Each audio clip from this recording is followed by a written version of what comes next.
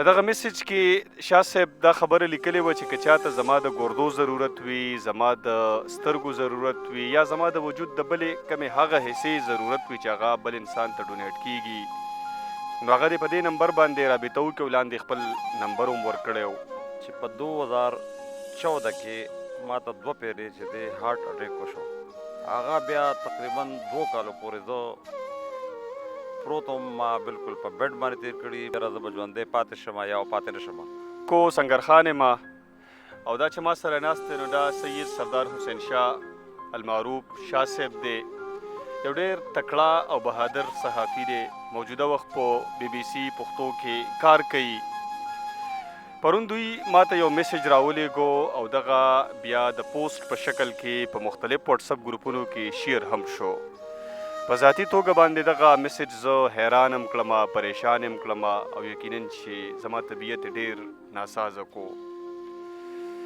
په دغه میسج کې شاه صاحب دا خبره لیکلې وه چې که چاته زما د ګردو ضرورت وي، زما د سترګو ضرورت وي، یا زما د وجود د بلې کمې هغه حصې ضرورت وي چې هغه بل انسان ته ډونیټ کیږي،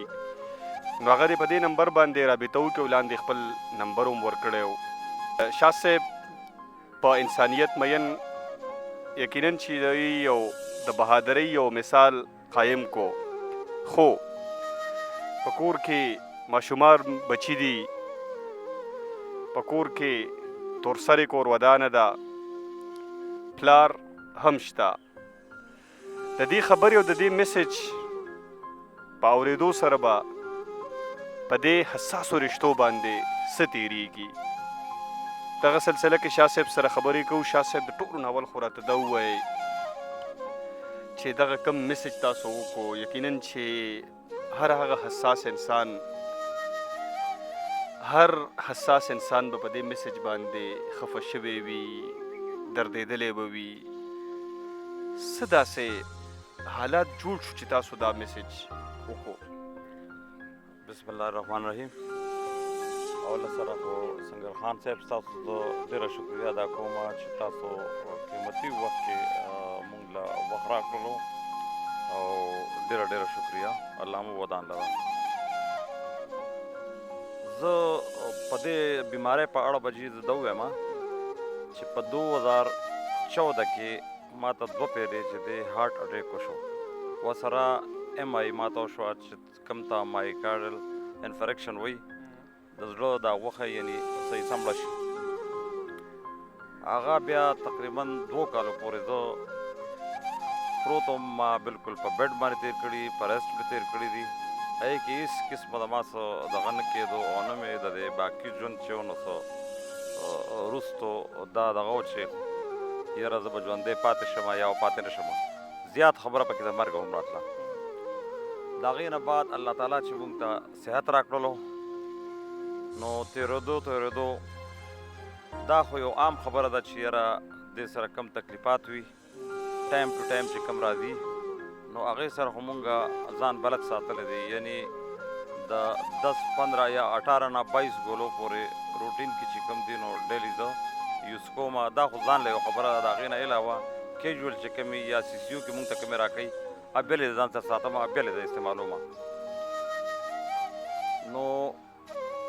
کله چې مونږ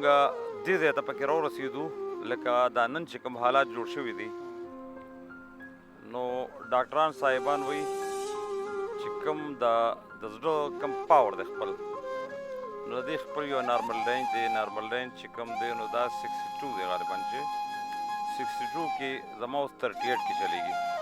38 نه که دا 35 ته دا لاړلو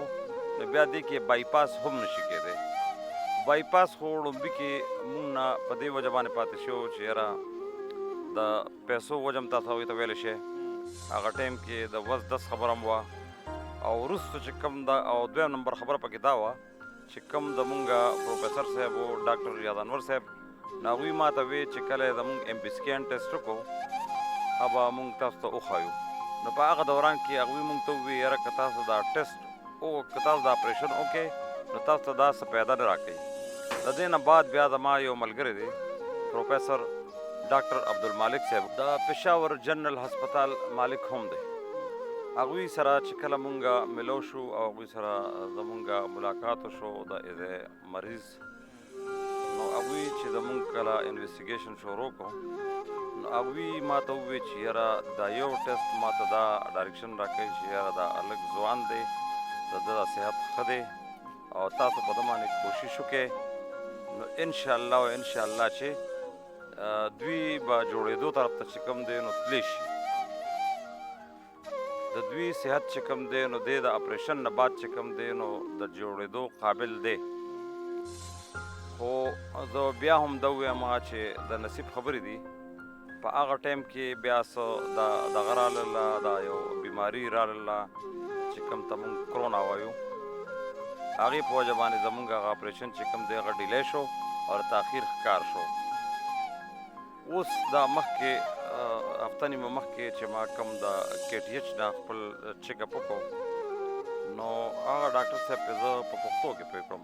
لکه دې نه مخکې چې ما د ګرانو کتونکو ته وویل چې دا 62 هارټ پاور د انسان نارملی پکار وي،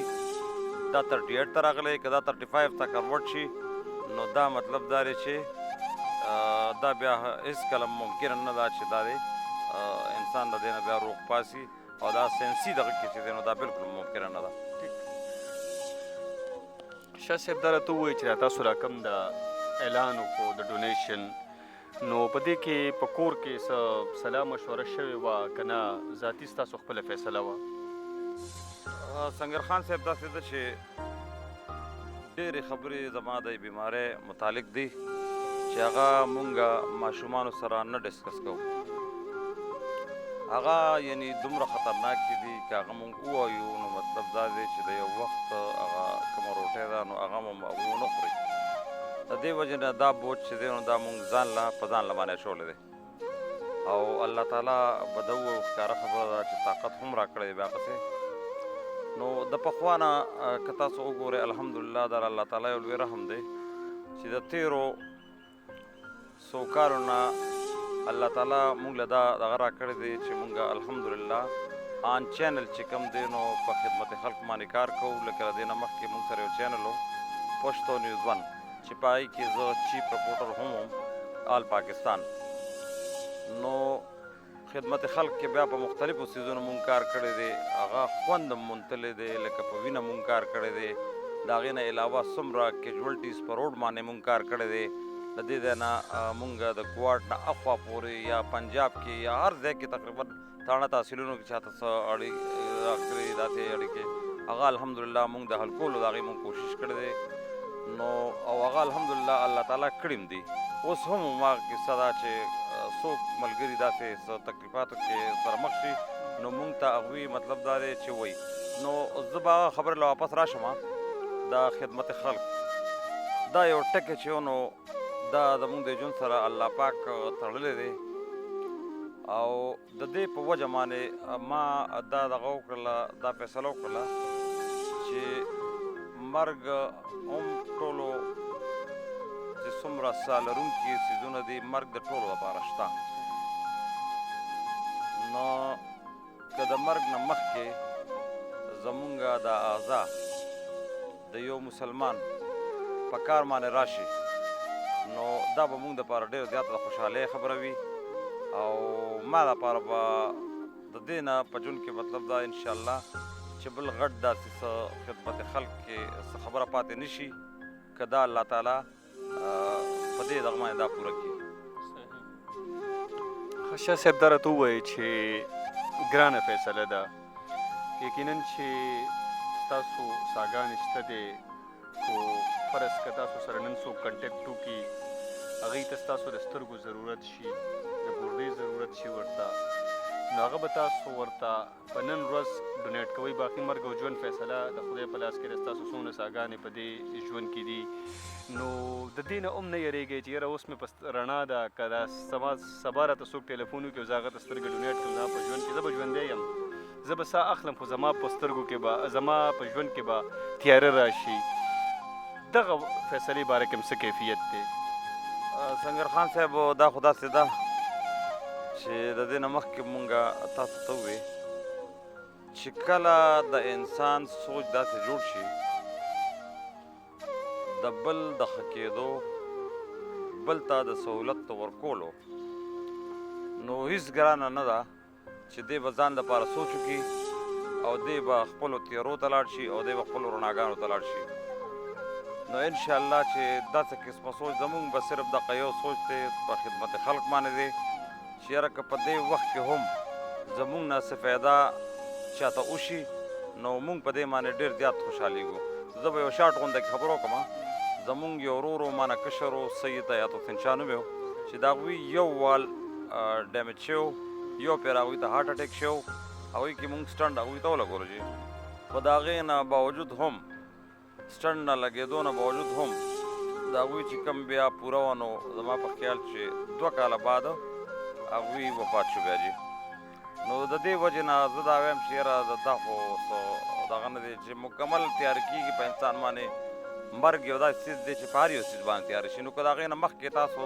چا له رڼا ورکړه نو زما په خیال سره دا به ډېره بهتره خبره وي او دا به الله تعالی یو لوی دی او که دا الله تعالی پوره کړي نو موږ به د دې باندې الله تعالی شکرګزار یو ټیک ده شاه صاحب یقینا چې د انسانیت د خدمت یو ډېره عظیمه جذبه ده ستاسو کومه خبره چې تاسو وکړه چې خیر دی که خپل ژوند کې پې تیاري راځي او چې د بل انسان په ژوند کې پې رڼا راشي دا راته ووایي چې په کور کې د خلکو په دې فیصلې نه بعد څه کیفیت دی څه خوشحالي محسوسوي چېرې زمونږ بابا د انسانیت د دومره عظیمې جذبې نه متاثره دی د هغې دپاره لګیا دی که نه بچي دي خفګان اظهار کوي دې کې خو جي دواړه خبرې چې کوم دي نو هغه به راتلی شي خبره د پوهې ده څوک هم دا نه غواړي چې زمونږ د کور د مشر دی یو نوک هم ازار شي ایون دې پورې چې هغوی څومره جدوجهد کوي نو د دې دپاره کوي چې دوی ته د سهولت جوړ شي او زمونږ مشر چې دی نو په معاشره کې زه دوی ته ټول نه زیات چې دی نو نرمي ورکمه راحت او سکون ورکمه بیا پاتې شوې د دې خبرې نو دې کې مونږ سره لار داسې بله نشته دی نو مونږ به انشاءالله مخکې هم دوی پوه کړی دي او وروسته هم انشاءالله مونږ د دوی د پوهولو کوشش کوو او کله چې دوی په دې خبره باندې پوه شي نو انشاءالله چې دوی به په دې باندې خوشحاله شاه صاحب ډېره زیاته مننه کوم دغه د درد دغه د خفګانو او دغه د جذبې نه ډکې خبرې د مونږ سره شریکې کړي یقینا چې د دې په پروګرام په اورېدو باندې به د ډېرو خلکو په سترګو کې اوښکې راشي ډېر خلک به د درد او د تکلیف سره مبتلا شي خو ډېر خلک به د دې سره د هغوی په ژوند کې به جذبه راشي د انسانیت د خدمت لپاره او هغوی به د دغه جذبې نه نور هم متاثره شي شاه صاحب ډېره مننه کوم موږ له وخت راکړو خادم غواړم ډېره مننه ډېره شکریه جي